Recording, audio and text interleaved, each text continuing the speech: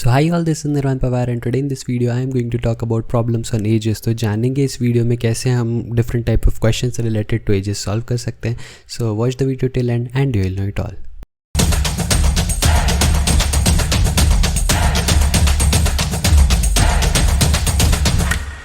So problems on edges जो होते हैं वो बहुत ही आसान सवाल होते हैं. मतलब अगर आप पूरा क्वांटिटेटिव एप्टीट्यूड देखो तो उसका one of the easiest topic है प्रॉब्लम्स ऑन एजेस, क्योंकि इसमें कोई थियोरी नहीं है, इसमें कोई कॉन्सेप्ट नहीं है, इसमें आपको कुछ नहीं समझना है. आप जो नॉर्मल मैथमेटिकल जो अलजेब्रिक एक्सप्रेशन सॉल्व करते हो बस वही करना है. आपको सिर्फ क्वेश्चन पढ़ के इक्वेशंस बनाने आने चाहिए. एक बार अगर आपने इक्वेशन सही से बना लिया फिर उसको सॉल्व करके आंसर निकालना is very very easy task, right. So let's get started and try to understand कि कैसे हम इसके डिफरेंट टाइप ऑफ क्वेश्चंस के लिए कैसे हम इक्वेशंस फॉर्म करते हैं, क्या तरीका होता है हम इक्वेशंस फॉर्म करने का, और फिर एक बार इक्वेशंस फॉर्म करने का तो हम कैसे सॉल्व करके फाइनल आंसर तक पहुंच सकते हैं, राइट. सो फर्स्ट क्वेश्चन में क्या बोला है, the sum of ages of 3 siblings who are born at an interval of 4 years have the sum of ages as 72. तो 3 सिबलिंग्स हैं, मतलब 3 भाई बहन हैं, 4 साल के इंटरवल पे तीनों का बर्थ हुआ है. तो बेसिकली अगर मैं पहले के एज को x मान लेता हूँ, है ना, पहला जो सिबलिंग है उसके एज को अगर मैंने x माना तो दूसरे की एज को मुझे x+4 मानना पड़ेगा और नेक्स्ट वाले की एज को मुझे x+8 मानना पड़ेगा. सही है, क्योंकि 4 साल का डिफरेंस है तीनों के एज में. अब यहाँ पे नेक्स्ट लिखा है they have the sum of ages as 72. तो इनके एजेस का सम कितना है, 72 है. तो मैं क्या करूँगा, सिंपली ये तीनों के एजेस को ऐड कर दूँगा और इनको ऐड करके मैं इक्वल टू 72 कर दूँगा. अब आगे का पढ़ने के पहले मैं इसको सॉल्व कर लेता हूँ, बिकॉज मुझे पता है मुझे एक इक्वेशन मिल चुका है जिसको सॉल्व करके मैं x की वैल्यू फाइंड आउट कर सकता हूँ. सो अगर मैं यहाँ पे देखूँ तो मेरे पास x मतलब 3x हो जाएगा और 4+8 मतलब 12 हो जाएगा और यहाँ पे मेरे पास 72 है. तो मुझे 3x की वैल्यू क्या मिलेगी, 72 - 12 दैट इज़ 60. तो x मिल जाएगा मुझे 20. सही है, x जैसे ही मुझे 20 मिल गया तो मुझे तीनों सिबलिंग्स की एजेस मिल गई है बेसिकली, है ना. क्या क्या थी एज, x+4 और x+8. तो क्या कितनी हो जाएगी एजेस, अगर x की वैल्यू 20 है तो 20, 24 एंड 28 ये तीनों सिबलिंग्स के प्रेजेंट एजेस हो जाएंगे. मुझे सवाल में क्या पूछा है, what is the age of eldest of them. तो सबसे बड़ा कौन है इनमें, x+8. तो आंसर क्या आएगा, 28 years, right. So this is the easiest question जो आपको प्रॉब्लम्स ऑन एजेस में मिलेगा, जहाँ पे आपको सिर्फ और सिर्फ क्वेश्चन देखना है, एक इक्वेशन फॉर्म करना है, उसको सॉल्व करना है and you will have your answer, right. देखते हैं थोड़ा सा बेटर लेवल का क्वेश्चन. नेक्स्ट क्वेश्चन पे चलते हैं. If the age of father was equal to the present age of his son at the time of his son's birth. क्या लिखा है, ध्यान से समझना. अगर ये चीज़ आप सही से समझ गए तो आप इक्वेशन सही से बना पाओगे, अगर नहीं समझ पाए तो आप गलती कर दोगे, राइट. तो क्या बोला है इस क्वेश्चन में, if the age of father was equal to present age of his son at the time of his son's birth, है ना. तो क्या लिखा है इसमें, आगे का नहीं पढ़ूंगा, पहले ये चीज़ समझ लेना. यहाँ पे क्वेश्चन में लिखा है कि जो फादर की एज है, फादर की एज कितनी थी, अभी उसके सन के प्रेजेंट एज के बराबर थी जब उसके सन का बर्थ हुआ था, राइट. मतलब लेट्स से अगर उसका सन अभी 25 साल का है तो जब वो उसका फादर खुद 25 साल का था तब वो उसके सन का बर्थ हुआ था, राइट.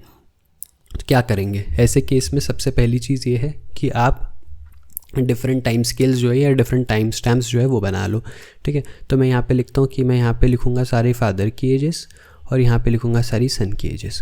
किस टाइम पे, पहले प्रेजेंट एजेस की बात कर लेता हूँ, राइट.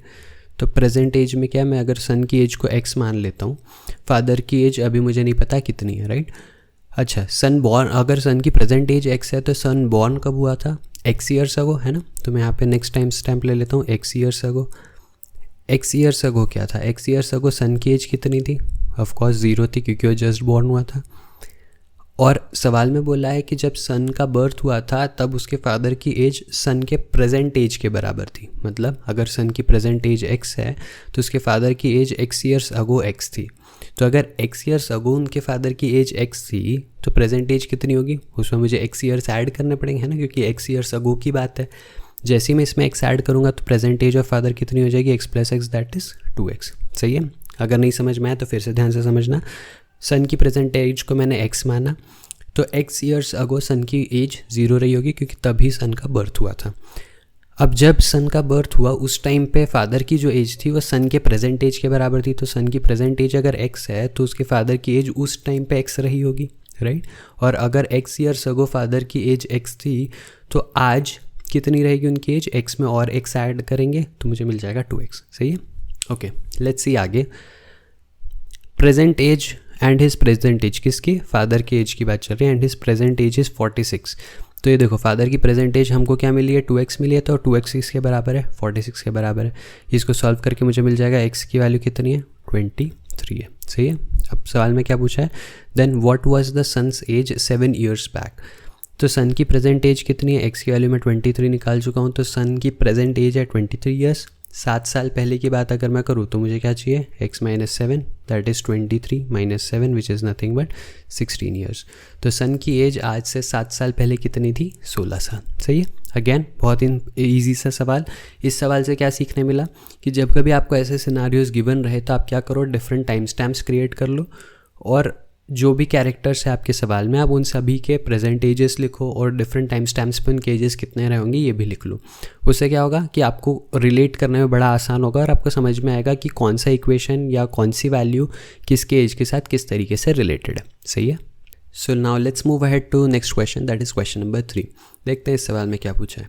इस सवाल में बोला if the age of father 5 years ago was 4 times that of his son and 15 years from now his age will be twice the age of his son. Again यहाँ पे मेरे पास 3 टाइम स्टैम्प हो गए, right? एक present as, एक 5 साल पहले का सिनारियो दिया हुआ है, एक आज से 15 साल बाद का सिनारियो दिया हुआ है, राइट? तो मैं क्या करूँगा, वापस से फादर और सन वाला क्वेश्चन है तो मैं यहाँ पे 2 कैरेक्टर्स बना दूंगा, फादर और सन। सही है। और अब मैं तीनों टाइम स्टैम्प लिख दूंगा, एक प्रेजेंट एज, एक 5 years ago वाला सिनारियो, राइट? और एक 15 years लेटर वाला सिनारियो, राइट? ये 15 years कब के बाद से? आज से 15 साल बाद की बात है, राइट? सवाल ध्यान से देखना। If the age of father 5 years ago, तो मैं प्रेजेंट एजेस जो है सन और फादर दोनों की x और y मान लेता हूँ, है ना, for simplicity. If the age of father 5 years ago was 4 times that of his son, तो 5 साल पहले के एजेस का कुछ तो रिलेशन मुझे क्वेश्चन में गिवन है। अच्छा, अगर प्रेजेंट एजेस मैंने x और y मानी है फादर और सन की, तो 5 years ago उनकी एज कितनी रहेगी? x - 5 रही होगी फादर की एज और सन की एज रही होगी y - 5। उसी तरीके से 15 years लेटर का क्या सिनारियो रहेगा? अगर प्रेजेंट एजेस x और y है तो फादर की एज 15 साल बाद x + 15 रहेगी और सन की एज जो है वो y + 15 रहेगी। सही है। तो मैंने 3 डिफरेंट टाइम स्टैम्प्स पे ages of son and father यहाँ पे लिख लिए। अब गिवन क्वेश्चन की कंडीशंस के अकॉर्डिंग मैं इक्वेशंस फॉर्म करूँगा एंड देन उन इक्वेशंस को सॉल्व कर दूंगा। क्या लिखा है यहाँ पे? पहली कंडीशन में बोला है कि 5 साल पहले वाला जो सिनारियो है उसमें फादर की age was 4 times that of his son.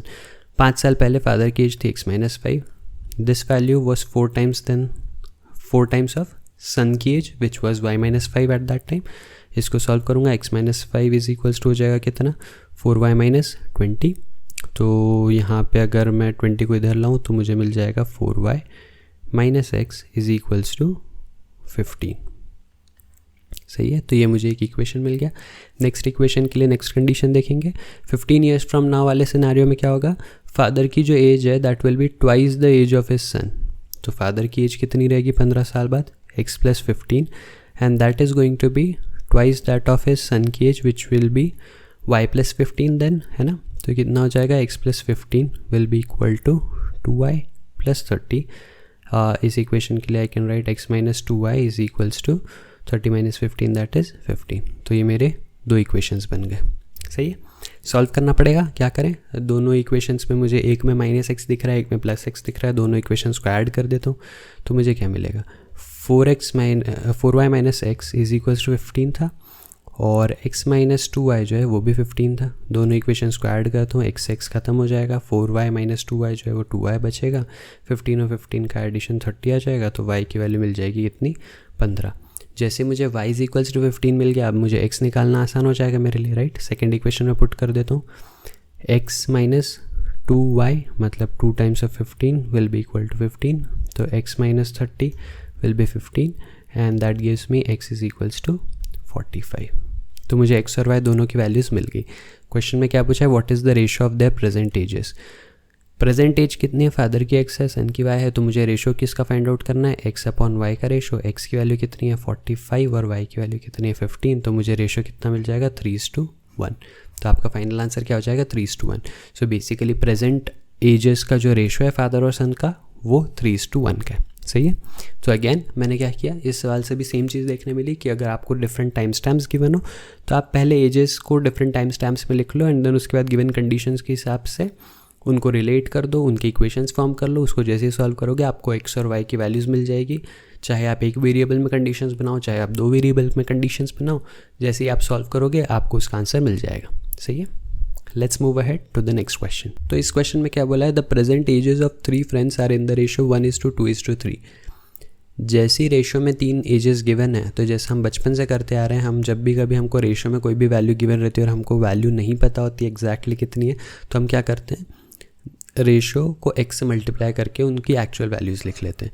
तो अगर 3 फ्रेंड्स के ages are in the ratio 1:2:3 तो मैं उनकी एज को मान सकता हूँ x, 2x एंड 3x। सही है, क्योंकि 1:2:3 के रेशियो में, राइट, x को मैंने एक कॉमन मल्टीप्लायर मान लिया जो मैंने तीनों के रेशियो से मल्टीप्लाई कर दिया और मैंने x, 2x और 3x को एक्चुअल एजेस मान ली इन तीनों फ्रेंड्स की, राइट।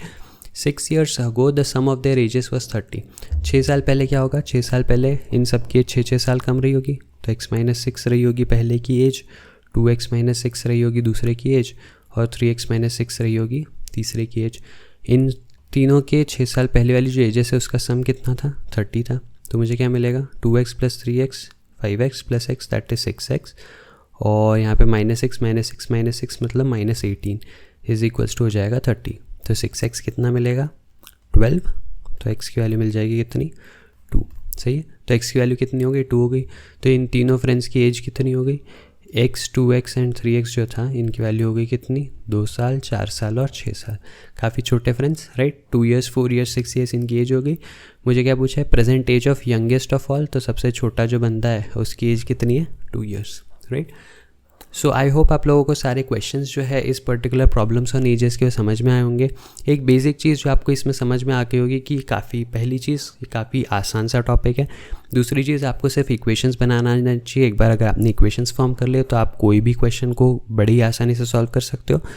तीसरी चीज़, अगर आपको कहीं डिफरेंट सिनारियोज़ गिवन है तो आप क्या करो, डिफरेंट सिनारियोज़ के लिए डिफरेंट टाइम स्टैम्प्स क्रिएट कर लो। जो भी आपके वेरिएबल्स हैं आप उन वेरिएबल्स में उनकी एजेस कुछ डिफाइन कर दो using the different time stamps and फिर गिवन कंडीशंस के हिसाब से वो टाइम स्टैम्प की एजेस को उठा के उनको इक्वेट कर दो, उनको रिलेट कर दो एक दूसरे के साथ, इक्वेशंस फॉर्म करो, अगेन सॉल्व करो, you will get the answer, right. So I hope आप लोगों को ये टॉपिक के सारे क्वेश्चन समझ में आए होंगे। I will see you again in the next video with some new topic and some interesting questions. Till then अगर वीडियो पसंद आया तो वीडियो को लाइक करना, अपने फ्रेंड्स के साथ शेयर करना और चैनल को सब्सक्राइब करना। I will see you again in the next video. Till then be happy, be safe, take care, bye bye.